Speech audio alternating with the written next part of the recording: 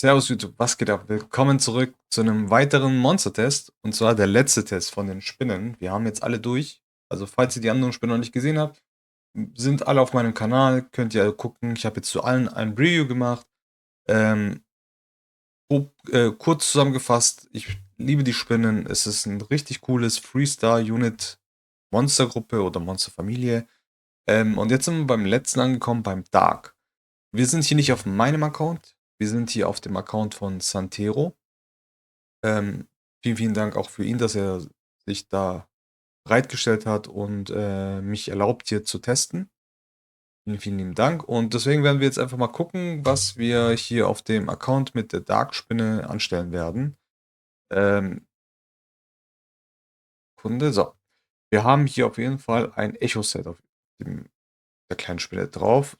Fähigkeiten sind ja ganz normal. Ich glaube, die haben bestimmt die meisten schon gesehen. Verbraucht 99% ihrer aktuellen LP, greift den Feind an, Schaden basiert auf der verbrauchten LP. Wenn ihre LP voll sind, wenn sie an der Reihe sind, wird die Abklingzeit dieser Fähigkeit zurückgesetzt. Das mit dem Bau kennen wir ja schon von den anderen Spinnen und den ersten Skill kennen wir auch. Besondere ist einfach der dritte Skill. Und wir werden heute mal gucken, was wir basteln können, um diese Spinne zum Laufen zu bringen. So, wir werden es hier gegen dieses untere Team mal ausprobieren. Wir haben einen Wassermönch, wir haben den Spezialist und die Ameise. Ich glaube, das wird ein ziemlich hartes Team sein. Ist auch kein leichtes Team, aber ich will es einfach mal testen, was überhaupt der Schaden sein kann oder wird. Ich hoffe, wir werden noch ein bisschen überleben, weil wir sind ziemlich langsam. Das können wir erstmal skippen. Das wollte keiner sehen. Genau, so. Okay. Okay, wir hatten jetzt gerade Glück, dass die Ameise nicht ein Follow-up gemacht hat und uns gekillt hat, aber wir sind sowieso von sterblich gewesen, also sollte alles fein sein. Wir gehen jetzt einfach mal auf den Wassermönch. Guck mal, was der Schaden sein wird. Wir machen mal auf 1. So. 30 plus 6K. Die 6K sind die Echo-Set-Bauteil, deswegen haben wir jetzt mehr gemacht. Aber 30 plus 6K. Wie viel HP hat?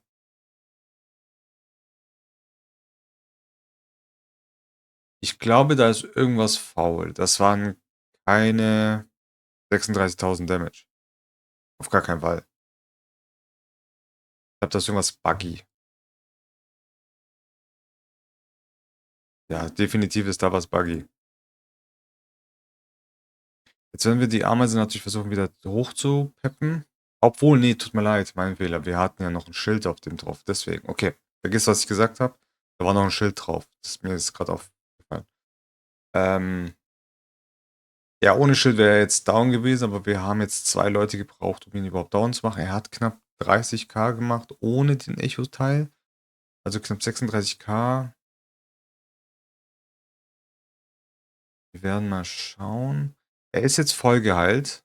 Ich hoffe, er bleibt voll.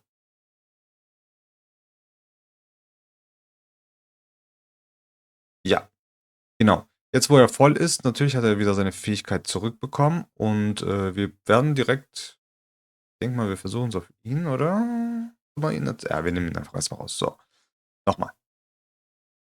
18 und 9. Interessant. Interessant. Okay, ja, damit ist er jetzt tot, leider. So, als nächstes würde ich es gerne mal mit ihr ausprobieren, weil sie ist ja eine, die verhöhnt oder provoked in Anführungszeichen. Das heißt, die Gegner müssen dann quasi sie angreifen.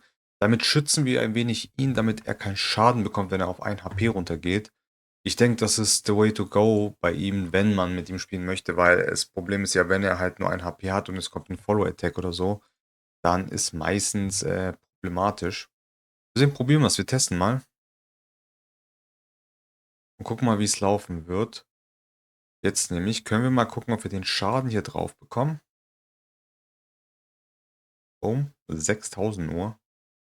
Eieieiei. Wir werden das hier erstmal machen. Gut. Ähm, genau. Wir greifen einfach jetzt mal an. Zack. So. Wir können erstmal jetzt nichts machen. Wir heilen mal. hat nicht gereicht.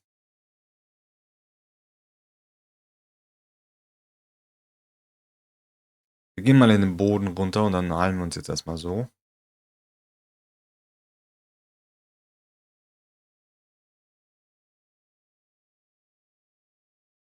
Oh, wir können. Oh.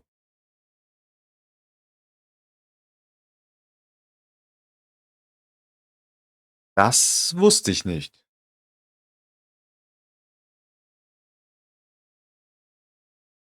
Das macht die Sache natürlich noch interessanter, Leute. Oh, okay. Das ist natürlich,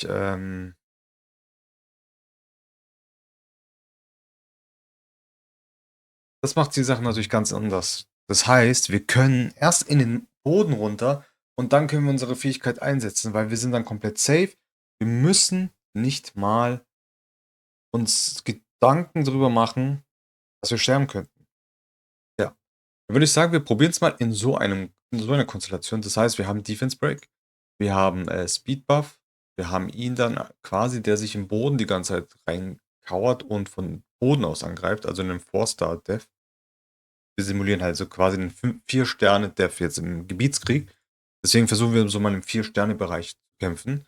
Und guck mal, was passieren wird. Ich bin da mal sehr gespannt.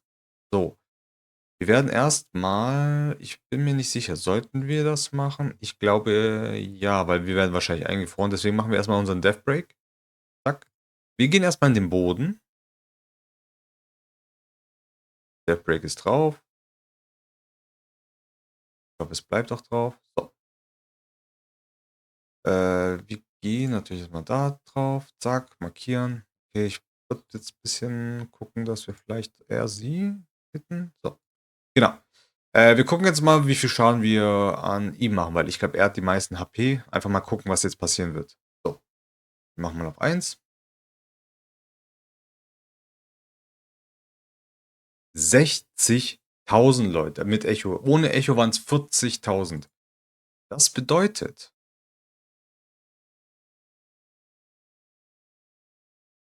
wir werden auf jeden Fall ein ziemlich cooles Team damit bauen können, theoretisch. Jetzt macht das natürlich mehr Sinn. So, er kommt wieder zurück, hat sich halt nur einmal natürlich heilen können, ist natürlich klar. Macht trotzdem nochmal 3k Damage. Ich würde sagen, wir können dann wieder in den Bau runter.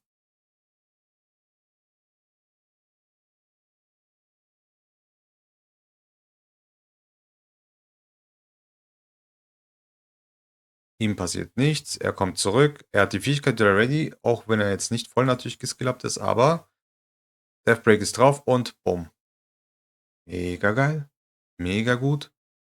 Also, bin begeistert. So, wir haben jetzt die Puppet Queen ein bisschen schneller gemacht. Schneller als ein Robo, weil wir wollen ja erst in den Unterbau und dann wollen wir erst später den Teil und vor allem wollen wir die Immunität auf ihn haben, damit er nicht gestunt wird oder sonst was, von zum Beispiel vom Bär jetzt. Deswegen gehen wir jetzt einfach mal rein und gucken mal, wie es jetzt funktioniert mit Speed Buff und Defense Break etc. pp. So, das können wir skippen. Schauen wir mal. Wir holen uns jetzt in unseren Defense Break. Klar, da kriegen wir keinen Defense Break, aber uns geht es um das hier. Jetzt holen wir uns die Immunität. Jetzt ist fein, jetzt kann er angreifen. Okay, er macht nicht den zweiten Skill, ist fein. Wir gehen jetzt in den Untergrund. Wir machen das auf sie. Auf ihn. Okay, keinen markieren, schade. Verteidigung senken ist drauf. Wir könnten das machen, machen wir aber jetzt noch nicht. Versuchen ihn zu sleepen. Schade. Aber Aktionsleiste ist zumindest zurückgesetzt, damit kommen wir jetzt wieder vor ihm dran. Jetzt probieren wir mal, wie viel Schaden wir austeilen werden. Boom. 44.000, 30.000 normal und 14.000 normal durch Echo. Okay. Das ist geil. Das ist geil. So. Ich glaube, die Menge ist egal. Es geht einfach nur um die Füllmenge. Also wenn die 100% voll ist, dann kriegen wir 100% und er kriegt jetzt nur 1%, oder? Ja, so funktioniert es. Okay. Es ist egal, wie viel HP die Person hat. Es geht nur darum, die Füllmenge. Wenn voll ist, auch wenn er nur 10.000 HP maximal hat, ist egal, er wird voll gemacht. Und jetzt können wir einfach wieder draufgehen und zack. Ich meine, das war jetzt vielleicht jetzt nicht die beste Art, weil die wird jetzt wahrscheinlich ihn angreifen. Obwohl, wir haben nochmal Glück gehabt, wir haben unseren Heal. Damit haben wir uns nochmal geheilt. Wir gehen wieder in den Untergrund. Und das gleiche fängt wieder von vorne an. Wir machen unseren Defense Break drauf. Okay, widerstanden, völlig fein. Wir greifen vom Untergrund immer noch an. Wir heilen uns. Der Vorteil ist natürlich klar, je länger er natürlich im Untergrund ist, desto schneller kriegt er auch wieder Cooldown Reset. Ist halt auch natürlich nicht so verkehrt. Bedeutet, wenn wir jetzt auch einen Defense Break hätten, wäre das ein schönes Ding. So.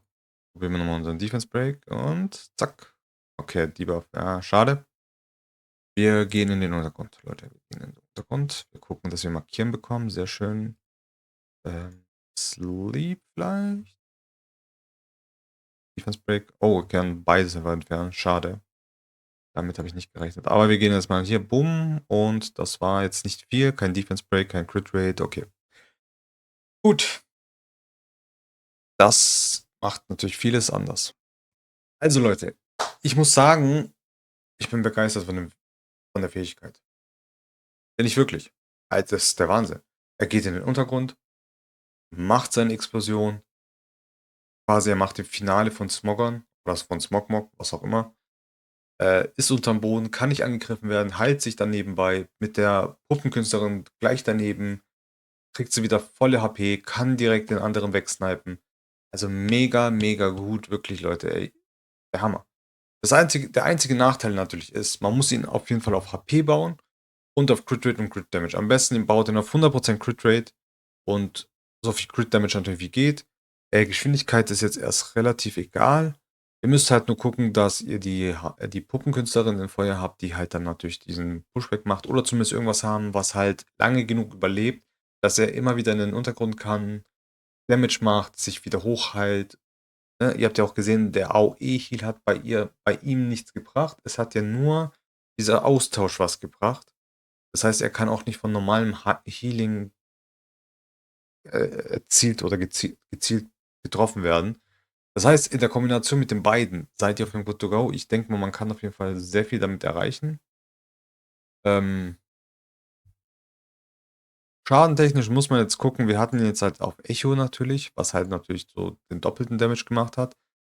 Wenn man ihn aber auf 100% Crit Rate hat und ein bisschen mehr HP, dann ist das trotzdem ein sehr guter Sniper. Vielleicht ein Follow-up mit einem anderen Sniper.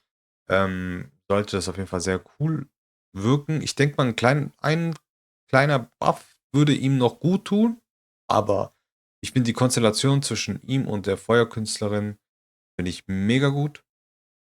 Funktioniert sehr gut, hat mir gefallen. Also wirklich, dass man aus dem Bau raus direkt die Fähigkeit einsetzen kann, ist der Hammer. Er ist unantastbar. Ich habe das ja am Anfang gar nicht geschnallt. Ich dachte am Anfang, jo, man kann im Bau das gar nicht einsetzen, aber falsch gedacht. Man kann sich in den Bau reinsetzen und dann Kamikaze-Programm machen. Wenn man natürlich noch ein Element hat, was unverwundbar Buff geben kann, wie zum Beispiel der Lichtmagier, ich weiß nicht, wer das alles noch kann, gibt einige auf jeden Fall. Und ihr habt einen Wiederbeleber dabei, ist auch völlig fein, wie zum Beispiel Lichtleserat oder so. Dann funktioniert das auch natürlich gut, weil dann könnt ihr auch einfach Risiko eingehen, erst den Damage raushauen, dann stirbt er halt, ihr wiederbelebt den, geht in den Bau und setzt dann die Fähigkeit nochmal ein. Mega gut, auf jeden Fall.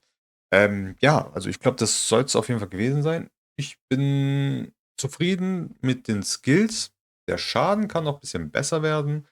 Muss man halt mit Defense Break spielen.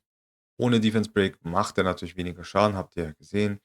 Klar, wir haben jetzt halt auch nicht 100% Crit Rate gehabt, aber ich denke, mit voller Crit Rate, mit Defense Break, vor allem die Puppenkünstler macht ja auch Defense Break, nur als Info, für die Leute, die es nicht wussten. Haben wir ja vorher ganz am Anfang, glaube ich, gesehen gehabt. Wir suchen lieber so. Ich glaube, es geht schneller. Ähm, ah, ja. Mit der Fähigkeit kriegt man natürlich nochmal einen Defense Break. Klar, man muss erstmal diese Fähigkeit erst einsetzen, um Defense Break zu bekommen. Stacken ja auch. Die Wahrscheinlichkeit, einen Streif zu erhalten, steigt um 100% für eine bestimmte Anzahl von Malen. Ja? Das heißt, der nächste Hit hittet ihn ja auch nicht, wenn er Voraussicht hat. Also, ich finde die Kombination mit ihr zusammen mega gut und ich denke mal, ich werde in den wenn ich dann ihn habe und 'n bisschen ausgiebiger testen kann, werde ich 'n Team bauen und werde es dann euch wahrscheinlich auch 100% vorstellen. Aber ich kann euch auf jeden Fall schon mal sagen, mit der Puppenkünstlerin Feuer wird's auf jeden Fall sehr gut laufen. Ihr könnt natürlich als Follow-up natürlich noch, hier den Vernichter mitnehmen, der halt auch noch mit angreift. Ihr könnt natürlich auch 'nen Tank mitnehmen oder so, jemand halt, der auch noch mal heilt und Damage macht. Hier zum Beispiel Mann im Harnisch würde ich euch auch wärmstens empfehlen. Gibt euch noch mal natürlich 'n 33% Feuer-Lead, HP-Lead, finde den grad nur nicht. Da, gibt euch natürlich noch mal 'n 33% HP-Lead, was ihm auch noch mal mehr HP gibt. Er stackt noch besser und so weiter. Also, mega cool. Bin stolz. Bin nicht stolz, bin zufrieden. Bin zufrieden. Also, ich bin auf jeden Fall zufriedener als mit sagen, mit Feuer, obwohl Feuer finde ich jetzt auch nicht schlecht, die Spinne, aber auf jeden Fall sehr cool gemacht. Das ist sehr cooles Design. Klar, die Fähigkeit hätte auf jeden Fall mehr Potenzial vom Schaden her, weil der Schaden ist verbrauchte LP ist mal 75%. Für die, die nicht die Rechnungen ganz so verstehen, kann ich euch gerne mal 'ne Rechnung zeigen. Hier, wir können mal rechnen. Wir haben knapp 30.000 HP gehabt, ne? 30.000 HP und ihr habt ja gesehen, verbrauchte LP mal 0,75. Das heißt, wenn wir 99% davon verbrauchen, heißt mal 0,99, zack. Das ist das, was wir dann verbrauchen von diesen 3.000 und das mal 0,75. Das ist der Schaden, der dann rauskommt quasi, ja? Und aber das ist natürlich nicht der komp also, ihr dürft die Rechnung nie komplett so nehmen, wie sie kommt. Das andere Monster hat ja auch noch 'ne Defense. Es gibt ja noch 'ne Formel mit der Defense, dann wird ja mit der Defense verrechnet, mit HP und so weiter. Es ist ja nicht der Schaden, der dann am Ende rauskommt, aber damit könnt ihr ungefähr ausrechnen, was potenziell möglich wäre, wenn zum Beispiel der Gegner keine Verteidigung hätte. Aber dann könnt ihr eigentlich davon ausgehen, ihr seid dann bei zwischen 15 und 18.000 Schaden circa, ohne Crit Damage. Wenn ihr jetzt dann, sagen wir mal, 15.000 habt, mal 1,6, 160%, seid ihr bei 24.000. Pi mal Daumen. Also, nimmt das nicht als wahre Münze, ne? Das ist einfach nur theoretische Rechnung, keine Praxis. Praxis sieht natürlich mal anders aus. Deswegen man muss ja auch echt wirklich gucken, wie viel Verteidigung hat das gegnerische Monster, ähm, wie viel Crit Rate haben wir, wie viel Crit Damage haben wir und so weiter und so fort. Das ist halt alles das spielt halt schon 'n bisschen mehr rein. Aber da so funktionieren die Stats da unten. Das könnt ihr dann auch ausrechnen. Vor allem, ich glaube ne, Verteidigung spielt hier gar keine Rolle. Ist zwar 'n Verteidigungselement, basiert auf Verteidigung, aber nicht für die letzte Fähigkeit. Vielleicht sollte man die Fähigkeit an sich ihn auf HP umwechseln. Das heißt, ihn persönlich auf HP decken lassen. Das heißt, auch der Schaden auf HP basierend. Es soll kein Death-Monster sein, sondern eher 'n HP-Monster. Aber gut, ist auch 'n Nuker, bedeutet, er soll nuken können.